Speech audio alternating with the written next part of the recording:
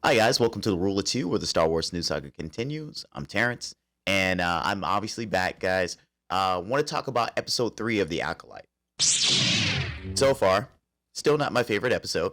Episode 1 still my favorite episode of the 3 episodes that we've gotten so far.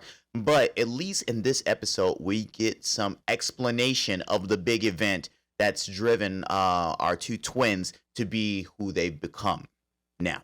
I'm not going to go into a full breakdown. I feel like I'm going to get wordy and talkative. So I'm just going to talk about some of the things that kind of stood out to me and things I have questions about because this episode left me with a lot of questions, especially as they played out on screen. And as far as hopefully they're going to get solved throughout the season. But then it's making me question just Star Wars themes in general. All right. So obviously we do a flashback and we get the how Osha and May started off. So we go to the planet that they're on. I don't know what planet they're on. Sorry for not looking that up. And we meet their mother figure, and I can't remember the woman's name. So we're just gonna call her mom for this aspect. And the Coven of Witches, which we're gonna get to in a second. But the mother character seems to be the leader of the Coven of Witches, and she seems to be the one that that everybody tends to look up to, not just the girls themselves. She seems to be the parental figure for the girls, but also to the overall leader and master of this Coven of Witches. It gives me my first question in this show is that the Coven of Witches has been brought up before with the Night Sisters. Since this takes place so far in the past, is this the prequel to what the Night Sisters will become? This Coven of Witches doesn't seem to want to be Jedi. And it seems that they may be dealing in some sort of dark side of the Force, which we'll get back into in a little bit. And I was kind of trying to make the correlation between the two. I know they look completely different, but it is a group of women, and this kind of sounds sexist. It's a group of women kind of doing the same thing. So are they the same thing? You write your hate in the comments below. Anyway, in that Coven of Witches, we meet we really get introduced in that setting. We really get introduced to the May and the Osha character and how their different looks on the Force, even though they've been trained the same, where Osha seems to be more of a light side character, May seems to be more of a dark side character, especially with an interaction that they had with this little alien butterfly thing. It really kind of shows their different paths going forward.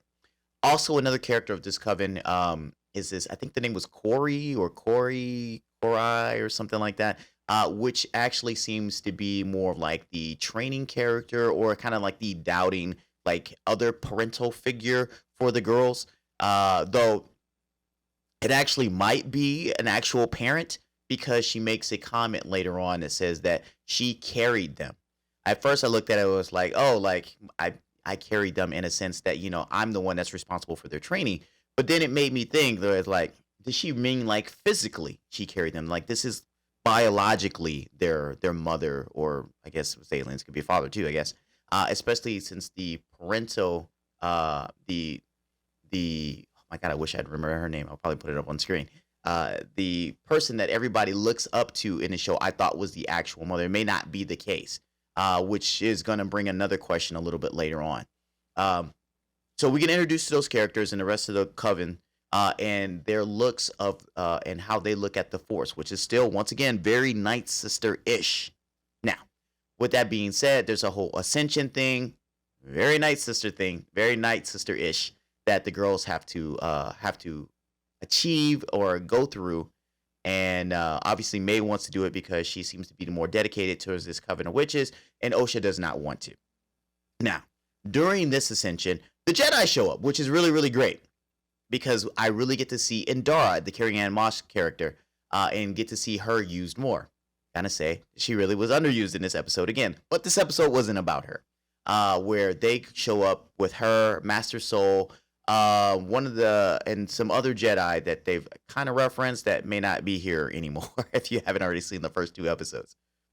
Now, they seem to already know that 1, this Coven of Witches is there, but 2, that they have children. Now, are they showing up as like the Force police of the galaxy, which is something new for for me, actually, what paying attention to Star Wars, because all the other characters that have actually been Force sensitive always look at the Force, whether they're Jedi or not, is that the Force is open for everybody. Everybody can use it. Everybody gives to it. Everybody kind of like is a part of the Force. So for the police in this era to be like the police of the Force, is that something that they're going to change later because they didn't like the way that, how the Jedi in this High Republic time were dealing with Force sensitive beings? Or is that something that they've always done? Now, when they get there, they have some questions for the Coven. Everybody seems guarded and so on and so forth. But Carrie Ann Moss's character and Dara kind of calms things down because it seems like it's getting to a head. But they do know that there's 2 children there, and they ask them to come out, and obviously May comes out because she's very interested in the Jedi. Now, they asked to test her. So here's another reference to the prequels when they're gonna do a midichlorian count. I thought we were done with that, and they're gonna do a midichlorian count on her to kind of see, I guess, her aptitude for the Force.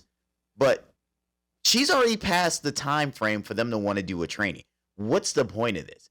And I know Master Soul actually reaches, says to her, "Hey, would you like to come train with us?"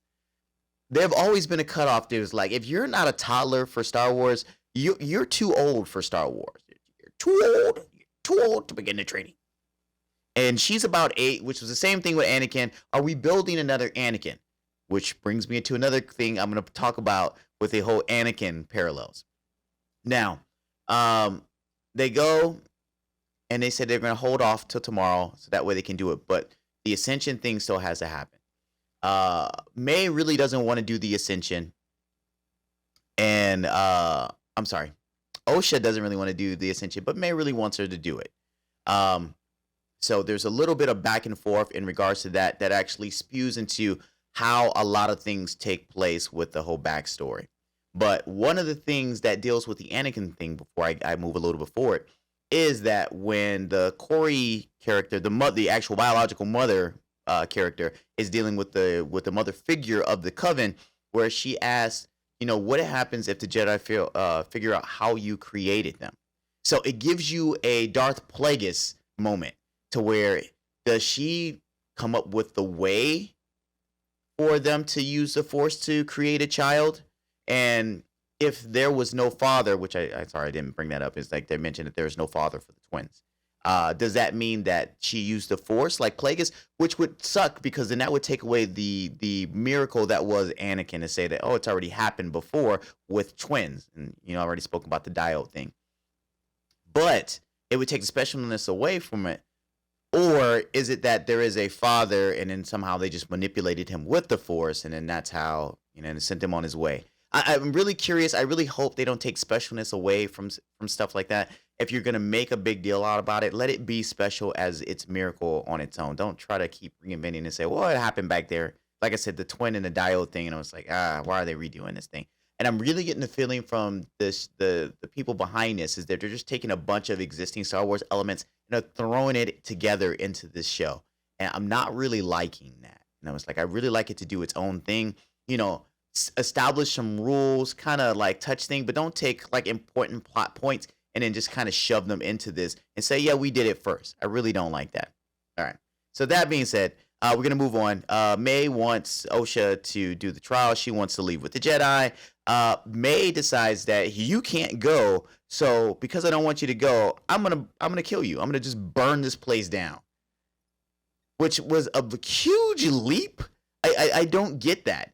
And maybe you could have said maybe she was possessed by or seduced by the dark side of the Force, because there was a moment when she looks at the fire and she kind of gets mesmerized. But I was like, that's a huge leap for this show to take.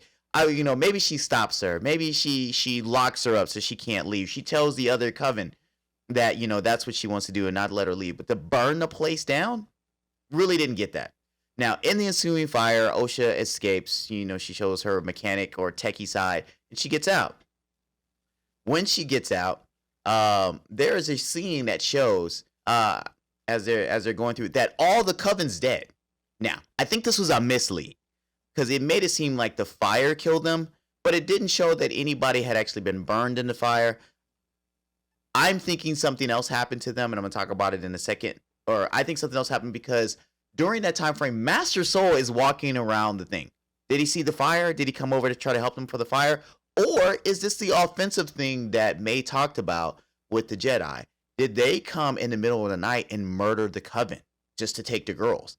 That's an interesting concept. And if that's the case, I wish they had just shown that and didn't do this whole misdirect. I really wish they didn't show that. So with that being said, we move a little bit further and we get this whole thing where there's a collapsing bridge and May's on one side and Ocean's on the other side. And they're about both in peril. And Master Soul comes in right as May slides off the bridge and into her seemingly death, which we know that isn't because she's in the other earlier episodes. But when Osha starts to slide, Master Soul jumps and he grabs her and he saves her. He saves her life at that point. My first thought with that is like, why didn't he just use the Force? Why didn't he force catch May and force catch Osha? Like, why did he have to physically go capture? And he's like, he literally could have just caught them, especially May when she dropped. He could have held her and then ran over and grabbed Osha. That didn't make any sense. It felt like he did not want to save her because she was part of the Coven, which may be a thing that maybe that's what he did. He could have saved her, but he chose not to because he wanted somebody who was actually going to be part of the Jedi. That's an interesting thought. I didn't think about it till right now as I'm kind of talking it out. Now, with that being said, they take Osha back. She wakes up on the ship to find out that obviously her whole witch coven is gone, her family, and her sister, which is presumed dead. But as they show later on after that part, that she actually did survive it. A Force user falling and surviving a fall. How could we have not seen that? I mean, that's basically in everything that we've ever seen in Star Wars. A Force-sensitive person dropping from a huge fall, somehow making it out alive. I mean, it's a bad misdirect in that particular one. So that was my I'm trying to think what else questions did I have about this show, because I actually kind of wrote some things down. Actually no, I actually kind of caught them all. Those are my thoughts. Those are my questions of the show. Overall, still not my best one. I think it's better than episode 2. I really didn't really like episode 2. But it's still not my favorite episode of the season. But I can see that they're setting things up for the show going forward. I hope, once again, they don't start just stealing beats from other Star Wars properties. They just kind of say, like, hey, we did everything first because this is a prequel series. I would really, really, really, really, really hate for them to do something like that. Guys, do your own thing. Set some precedents. There's some other things going forward in the future. I like when it's not in the existing canon to where they can kind of do their own things and their hands aren't tied to what the other movies and other properties have done. Now, I will be back next week, once again, after the show airs to talk and give you my thoughts on it. Like I said, not full breakdowns, just kind of things that kind of stood out to me and questions or, just thoughts that I have about it. All right. So if you haven't already, subscribe and click the notification button so that way you're aware of all the other videos that do come out, because Rule of Two is back, baby. So that being said, you guys take care. May the Force be with you. Always. Wait, guys, are you still here? I'm glad you're still here. All right, so if you look down, I mean, it's somewhere over here. Look down. We actually have a Patreon. So if you guys watch this show and you really like what we want to do and you want to help support the show and you want to help me get an editor so I can get to sleep at night because I'm really tired and you guys see all my mistakes in the episodes. So please go to patreon.com/thegoods. Give us a penny, give us a nickel, give us $1. Just don't give us the finger.